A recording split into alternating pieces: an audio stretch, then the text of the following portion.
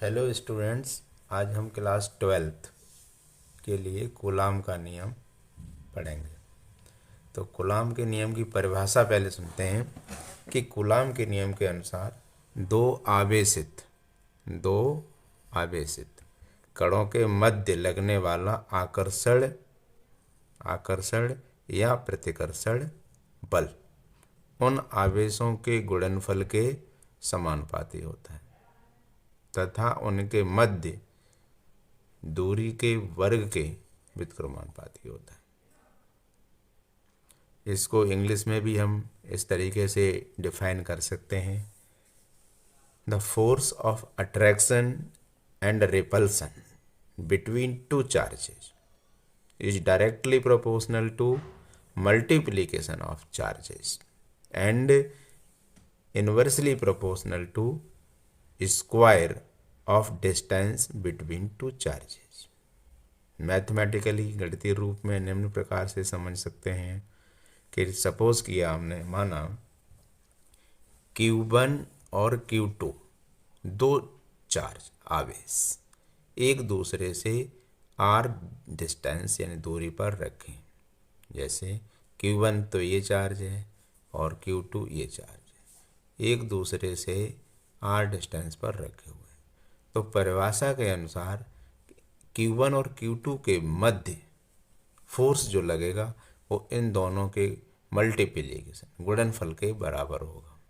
जैसे पहला समीकरण है कि F समानुपाती Q1 इंटू Q2, समीकरण नंबर 1 परिभाषा से। दूसरा समीकरण है बीच की दूरी के वर्ग के व्युत्क्रमानुपाती है, तो F व्युत्क्रमानुपाती है r की घात 2। तो समीकरण 1 और 2 को मिलाने से F समानुपाती Q1 Q2 बट्टे r की घात 2 होगा। समानुपाती चिन्ह को हम हटाएंगे, बराबर में बदलेंगे तो एक नियतांक लेंगे k यहाँ कूलाम नियतांक कहलाता है, जिसका मान 1/4πε0 होता है। तो 1/4πε0 की वैल्यू है 9 × 10⁹ newton into metre square into coulomb inverse 2। ε0 electric permeability, निर्वात की विद्युतशीलता है, जिसका मान 8.85 × 10⁻12 coulomb square metre inverse 2 into newton inverse होता है। इस तरीके से कूलाम के नियम का गणितीय सूत्र F बराबर 1/4πε0 Q1 Q2 बटे r की घात 2 है। आवेश का SI मात्रक कूलाम है, r को हम मीटर में लें तथा बल का मात्रक न्यूटन होगा। Hello students, class 12 physics chapter 1 electric field and charge. Gauss law की डेफिनेशन समझते हैं पहले हम कि गॉस लॉ है क्या। इससे हम किसी इनक्लोज्ड सरफेस पर हम इलेक्ट्रिक फील्ड की मदद से और charge enclosed by the closed surface की हेल्प से इलेक्ट्रिक फ्लक्स कैलकुलेट करते हैं। According to definition, total electric flux phi over a closed surface is equal to 1/epsilon time the total charge enclosed by the surface। जो surface है, closed surface है, उस पर कितना चार्ज है इस पर डिपेंड करेगा फाई। और electric field, number of lines जितनी ज़्यादा पास होंगी उतना फ्लक्स भी ज़्यादा होगा। विद्युत क्षेत्र में किसी बंद पृष्ठ, ये जैसे हमने बंद पृष्ठ लिया, इलेक्ट्रिक फील्ड E है, बंद पृष्ठ से गुजरने वाला विद्युत फ्लक्स फाई का मान उस बंद पृष्ठ, बहुत इंपॉर्टेंट, उस बंद पृष्ठ द्वारा घेरे हुए कुल आवेश का 1/epsilon गुना होता है। यानी कोई बंद पृष्ठ है ये, इससे गुजरने वाला जो इलेक्ट्रिक फ्लक्स होगा उसका मान इस इनक्लोज्ड सरफेस द्वारा जो चार्ज प्रेजेंट है उस चार्ज का 1/ε टाइम होगा। मैथमेटिकली इसको रिप्रेजेंट कर सकते हैं, phi is equal to integral of closed surface.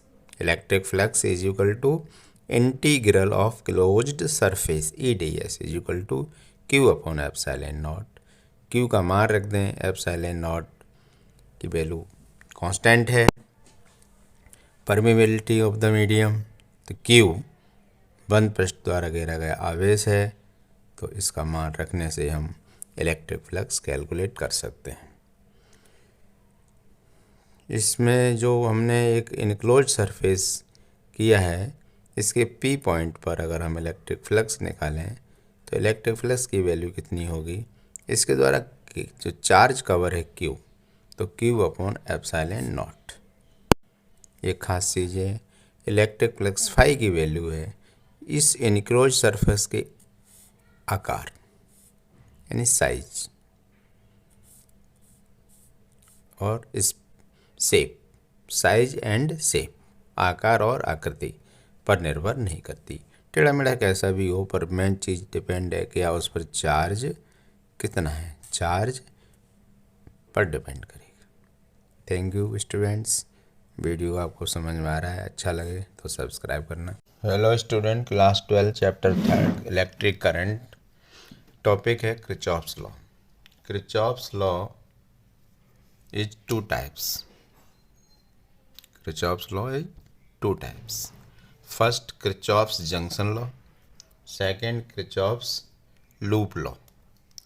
Loop यानी पास, क्लोज्ड सर्किट, और जंक्शन किसी पॉइंट, उस पॉइंट पर करंट प्रवेश भी करेंगी, कुछ करंट बाहर भी निकलेंगे। तो जंक्शन लॉ ऑफ किरचॉफ से किसी जंक्शन, यानी जैसे ये पॉइंट जंक्शन माना हुआ है, इस पर प्रवेश करने वाली करंट I1, I5, I3 का टोटल बराबर होगा निकलने वाली करंट I2, I4 और I6। According to Kirchhoff's law of junction, I1 plus I2 plus I5, I1 plus I3 plus I5, तीन करंट हैं इस जंक्शन पर जो प्रवेश कर रही हैं इस जंक्शन के अंदर, I1, I3 एंड I5। इन तीनों करंट का टोटल योग बराबर होगा निकलने वाली करंट I2, I4 और I6। ये इक्वेशन किरचॉफ्स लॉ जंक्शन को शो करती है कि इस जंक्शन पॉइंट पर तीन करंट का प्रवेश करने वालों का टोटल तीनों निकलने वाली करंट के टोटल के बराबर है। हो सकता है इस जंक्शन पर तीन करंट प्रवेश कर रही हों, बाहर दो ही निकल रही हों, तो तीनों का योग उन दोनों के योग के बराबर हो जाएगा। किरचॉफ्स लूप लॉ, इस नियम के अनुसार जो सर्किट है, पास है, बंद सर्किट है, उसके अंदर एक लूप, दो लूप, तीन लूप, चार लूप भी हो सकते हैं।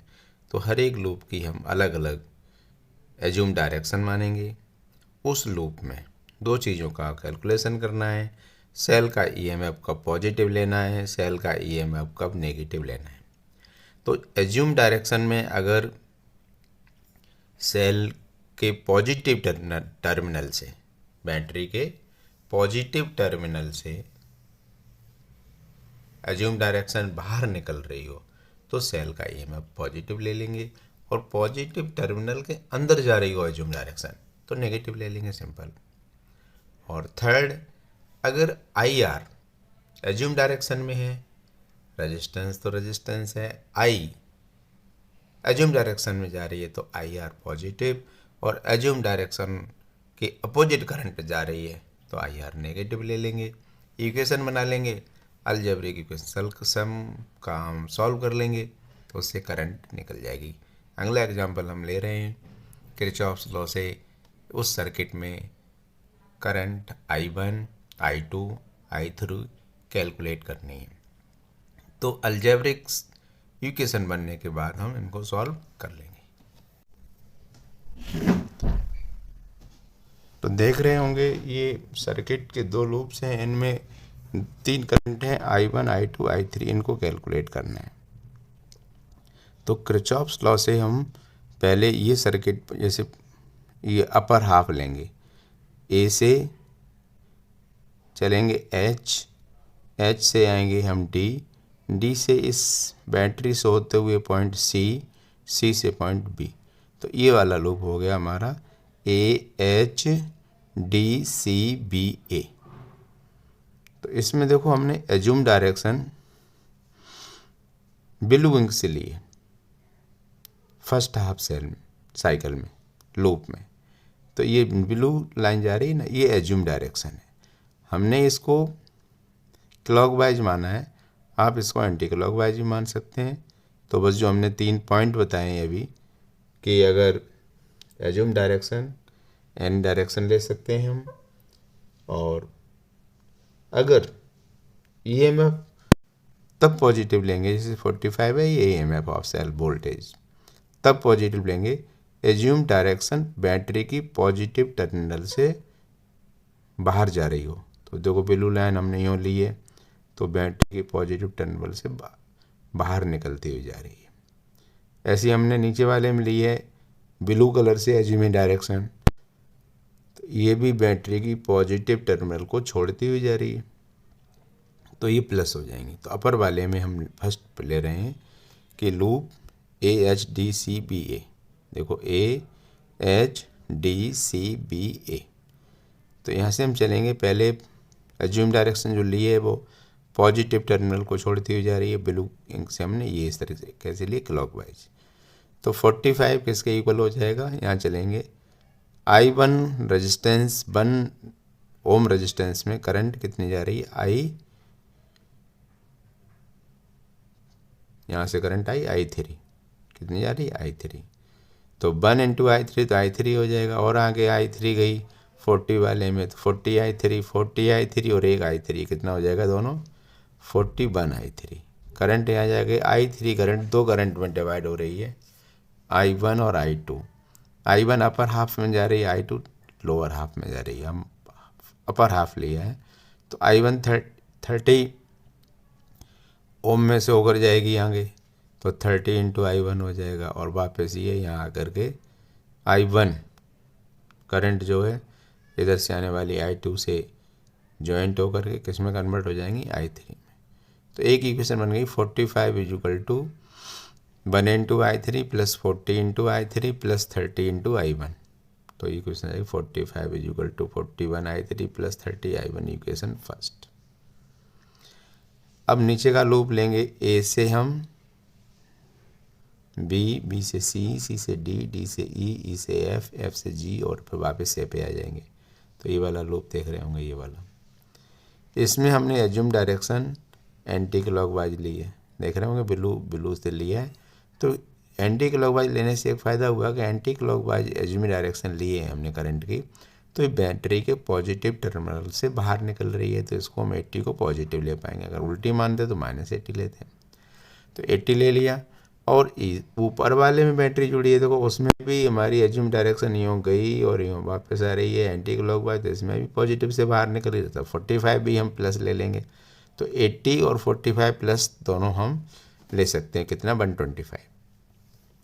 अब इस लूप में इधर से आने वाली I2 करंट है 1 ओम में जा रही, तो I2 ये हो जाएगा, और 20 I2 ये हो जाएगा, कितना हो जाएगा 21 I2, कितना हो जाएगा 21 I2 प्लस I1 I2 मिल गया I3 में कन्वर्ट हो गई। I3 कहाँ जा रही 1 में और 40 में, तो 41 I3, इक्वेशन सेकेंड।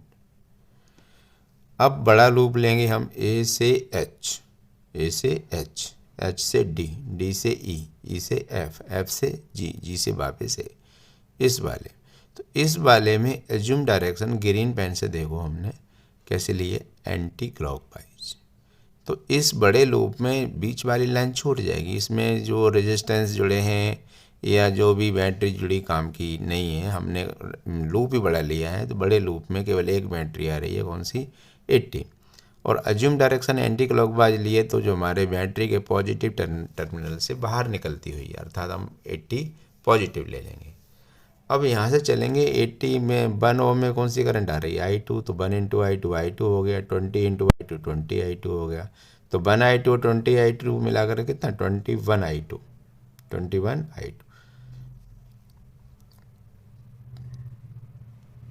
प्लस। अब आगे चलेंगे तो ये तो करंट हम चल तो ऊपर रहे हैं लूप में, पर करंट उल्टी नीचे आ रही है, तो आगे वाला जो आई आर है माइनस हो जाएगा। तो 30 × I1 कैसा माइनस हो जाएगा, और वापस में आकर के यहाँ तक माइनस रहा, फिर ये प्लस से अपने आप चालू हो गया। थर्ड इक्वेशन हो गया। करंट में देख रहे हैं कि I3 दो में कन्वर्ट हो रही है, I1 + I2, और I1 और I2 मिलके क्या बना रहे हैं I3। तो ये I3 करंट की वैल्यू ज़्यादा है, I1 और I2 को प्लस करें तो I3 के बराबर हो जाएगी। तो पर सर्किट से ये हो जाएगा I1 + I2 = I3। तो first equation, second equation, third equation और फोर्थ, इनकी हेल्प लेके हम बीजगणितीय जो समीकरण हल करते हैं, हम अलजेब्रिक एलिमिनेशन मेथड किसी से करके हम I1 I2 I3 की वैल्यू कैलकुलेट कर सकते हैं। तो किरचॉफ्स लॉ दो हैं, जंक्शन लॉ ऑफ किरचॉफ्स, दूसरा loop law of Kirchhoff's. Junction law of Kirchhoff's ने देखा कि किसी जंक्शन पर जितनी करंट एंटर करती हैं और जितनी करंट बाहर निकलती हैं, तो करंट एंटर करने वाली सभी करंट का टोटल उस पास बाहर निकलने वाली करंट के टोटल के बराबर होता है। लूप लॉ में हमको यही ध्यान रखना है, एक तो एज्यूम डायरेक्शन माननी है। एज्यूम डायरेक्शन बैटरी के पॉजिटिव टर्मिनल से जा रही है, तो वो ईएमएफ बैटरी का पॉजिटिव ले लेंगे हम। और आईआर अगर एज्यूम डायरेक्शन में तो प्लस हो जाएगा, और आईआर एज्यूम डायरेक्शन में नहीं है तो नेगेटिव हो जाएगा। बाकी इन अलजेब्रिक इक्वेशन बनाएंगे और इनको हम कैलकुलेट कर लेंगे बाय एलिमिनेशन मेथड या सब्स्टिट्यूशन मेथड जो भी है। तो I1 I2 I3 की वैल्यू कैलकुलेट हो जाएंगी। Thank you. Kirchhoff's law video अगर आपको अच्छा लगा है तो सब्सक्राइब लाइक कर दें। Thank you.